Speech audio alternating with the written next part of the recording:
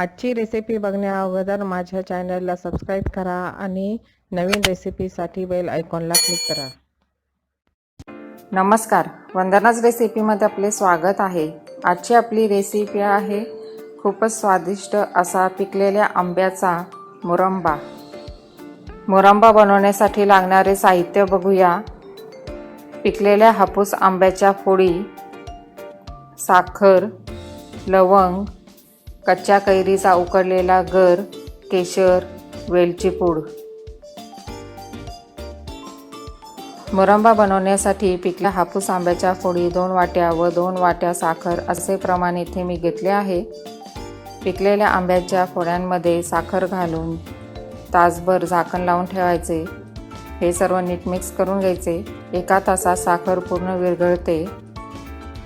1 तासाने झाकण काढून ह्या मिश्रणात कच्च्या कैरीचा उकडलेला गर पाव वाटी घालून मिश्रण गॅसवर शिजायला ठेवायचे। 15 ते 20 मिनिटांमध्ये साखरेचा दाट पाक तयार होतो। खूपच झटपट होणारा आणि तेवढा स्वादिष्ट आंबट गोड चवीचा पिकलेल्या आंब्याचा मुरंबा चपातीबरोबर खावा किंवा तोंडी लावण्यासाठी ताटात वाढा, खूपच मस्त लागतो। साखरेचा घट्टसर पाक होईपर्यंत मीडियम हीटवर मिश्रण शिजवून घ्यायचे। मध्ये मध्ये मिश्रण चमच्याने सारखे ढवळत राहावे।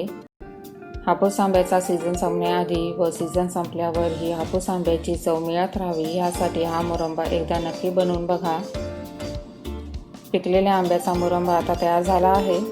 गॅस बंद करण्यापूर्वी त्यामध्ये लवंग 4 ते 5, वेलची पावडर 1 छोटा चमचा आणि केशर घाला। सर्व नीट मिक्स करून गॅस बंद करून घ्यावा। थंड झाल्यावर मुरंबा अजून थोडा घट्ट होतो। खूप दिवस टिकण्यासाठी पिकलेल्या आंब्याचा मुरंबा काचेच्या बरणीत भरून फ्रीजमध्ये ठेवा। आंब्याचा हा मुरंबा बाजारात मिळणाऱ्या जामला एक चांगला पर्याय ठरू शकतो। तुम्हाला माझा हा व्हिडिओ आवडला असेल तर लाईक, शेअर, सबस्क्राईब आणि बेल आयकॉनला क्लिक करायला विसरू नका। धन्यवाद।